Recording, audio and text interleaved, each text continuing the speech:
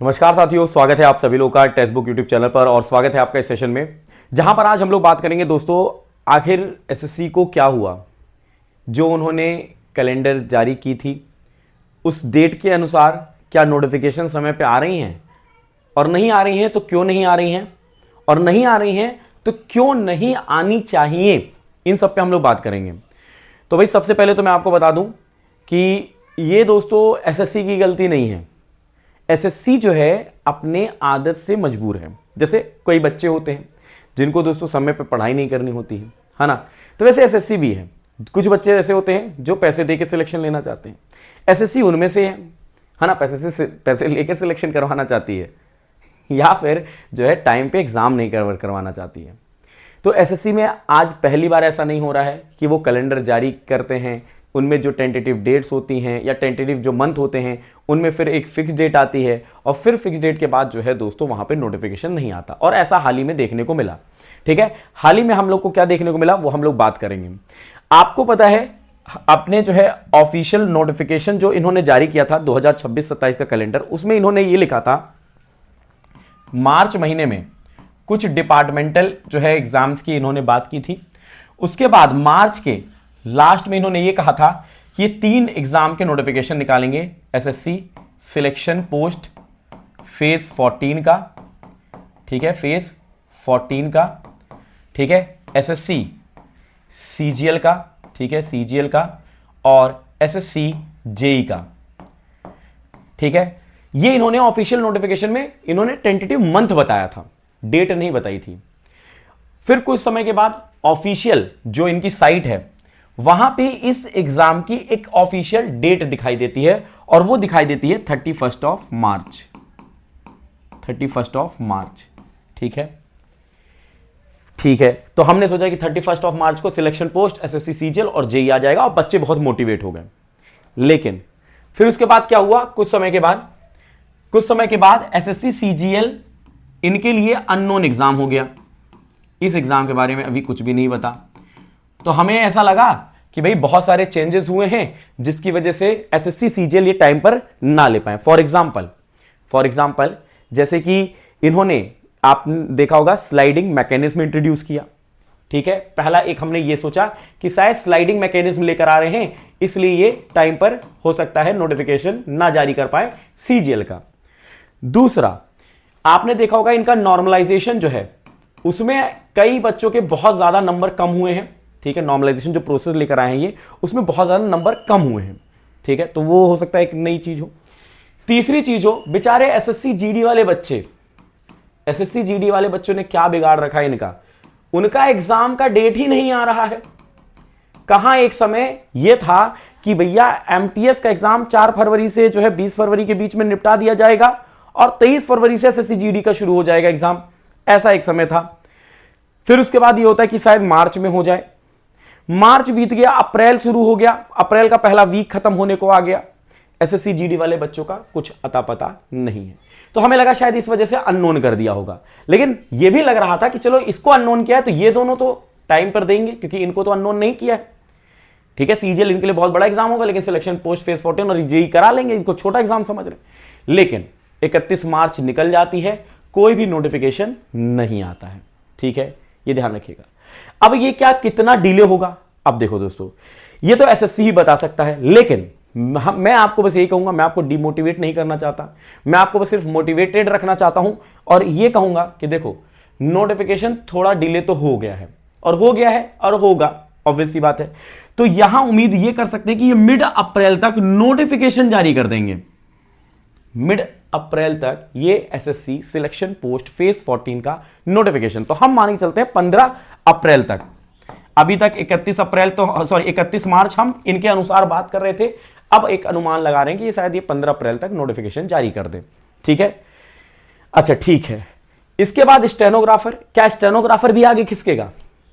देखो दोस्तों, अगर सीजीएल जेई और सिलेक्शन पोस्ट का टाइम पर नहीं आया तो स्टेनोग्राफर का क्या आगे हो सकता है? देखो अभी तो इसको टाइम है 30 अप्रैल, तो चांसेस हैं कि ये टाइम पर आ जाए। और स्टेनोग्राफर में उतनी ज्यादा भीड़ नहीं होती जितनी ज्यादा एसएससी सिलेक्शन पोस्ट में होती है, एसएससी एमटीएस में होती है, एसएससी सीजीएल में होती है, उतनी नहीं होती है, ठीक है, स्टेनोग्राफर ग्रेड सी और ग्रेड डी के लिए। तो हो सकता है ये नोटिफिकेशन टाइम पर आए, जो इन्होंने अपने टाइम टेबल में कहा था कि भैया नोटिफिकेशन ये 30 अप्रैल को देंगे, ठीक है। क्या एग्जाम फॉर्म फिलिंग, तो फॉर्म फिलिंग जो है दोस्तों अप्रैल एंड से मई 2026 ये स्टेनोग्राफर की करा लेंगे। मतलब यहां स्टेनो का बस जो है दोस्तों क्या होने वाला है कि यहां पे थोड़ा बहुत फॉर्म फिलिंग डेट आगे पीछे हो सकती है, नोटिफिकेशन आने के चांसेस तो जो है 30 अप्रैल तक ही है। मिड में अब आपका मतलब एसएससी सीजीएल और सिलेक्शन पोस्ट का हम नोटिफिकेशन उम्मीद कर रहे हैं, कंफर्म नहीं है, क्योंकि अपन लोग भी एसएससी में बैठे थोड़ी हैं, है ना, अपन तो सिर्फ एक अनुमान लगा रहे हैं, एक मोटिवेटेड रहना चाहते हैं। इसके साथ साथ अब ग्राउंड रियलिटी क्या है वो समझते हैं।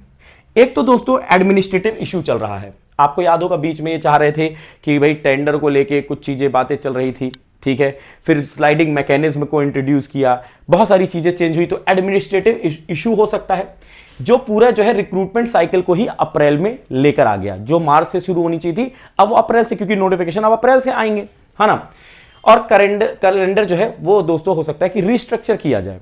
इसके अलावा टेक्निकल जो चेंजेस किए जा रहे हैं, जैसे नया पोर्टल, ओटीआर सिस्टम, या फिर जो है बैकएंड में चेंज किया जा रहा हो कुछ, इस वजह से ये भी प्रोसेस हो सकता, ये मतलब एक जो है इशू हो सकता है। एग्जाम वेंडर चेंज की, जैसे मैंने आपको बताया कि भैया अभी बीच में बात हो रही थी कि एजेंसी चेंज करने की, ठीक है, क्या एसएससी एजेंसी चेंज करेगा या नहीं करेगा, तो फिर ये हुआ कि एडिक्विटी का हटाएगा या नहीं हटाएगा। एडिक्विटी जो है दोस्तों सारी चीजें नहीं करती है, एग्जाम सेंटर कोई और सिलेक्ट करता है, ठीक है, एडिक्विटी एग्जाम जो है कंडक्ट कराती है, एग्जाम पेपर कोई और बनाता है, तो ऐसे बहुत सारी चीज थी। तो उसमें कुछ जो प्रोसेस में कुछ एजेंसीज थी उनको बदलने की बात हो रही थी, तो शायद वो अभी कंप्लीट ना हुआ हो, ठीक है। और अब ये क्या मेजर डिले है, तो दोस्तों ये मेजर डिले इसलिए नहीं कहूंगा मैं इसको, क्योंकि ये एसएससी पहली बार नहीं कर रहा है, ठीक है। अगर आप इनसे जवाब मांगने जाओगे तो ये कहेंगे हमने तो टेंटेटिव लिखा था, हमने कौन सा फिक्स लिखा था, फिक्स डेट थोड़ी लिखा, हमने तो लिखा टेंटेटिव, अब आप उसको मान के चल रहे हो फिक्स, है ना। तो टेंटेटिव मतलब उम्मीद लगा सकते हैं कि भाई आ जाएगा, और उम्मीद पे ही दुनिया कायम है, लेकिन इनकी दुनिया कायम नहीं है, इनकी दुनिया जो है अलग ही चलती है। तो भैया अब 2 हफ्ते डिले हो गया है, जैसे अब हम मान के चल रहे हैं कि भाई 31 मार्च को जो आना था वो अब जो है 15 अप्रैल तक आएगा नोटिफिकेशन, ठीक है। क्या एसएससी में पहले भी होता रहा है? जी हां, एसएससी में ऐसा पहले भी होता रहा है। अप्रैल 2026 में मिड में आगे पीछे हो सकता है 1-2 दिन, या फिर जो है मिड में साथ में ही एसएससी सीजीएल और सिलेक्शन पोस्ट फेज 14 का नोटिफिकेशन देखने को मिले, और एंड में स्टेनोग्राफर का नोटिफिकेशन जो इन्होंने डेट दिया है टेंटेटिव, वो हो सकता है वहां पर देखने को मिले हमें, ठीक है।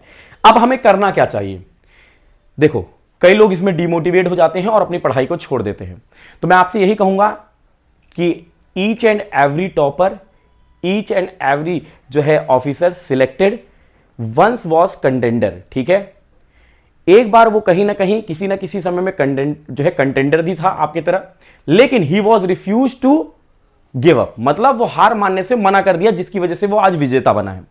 तो आपको कंटिन्यूटी तो रखनी पड़ेगी, ठीक है। आपको जो है दोस्तों यहां पे क्या करें, अभी अपना भैया ओटीआर वगैरह सब कुछ सही कर लो, कुछ डॉक्यूमेंट्स में गलतियां हैं तो उसको रेडी करवा लो, ठीक है।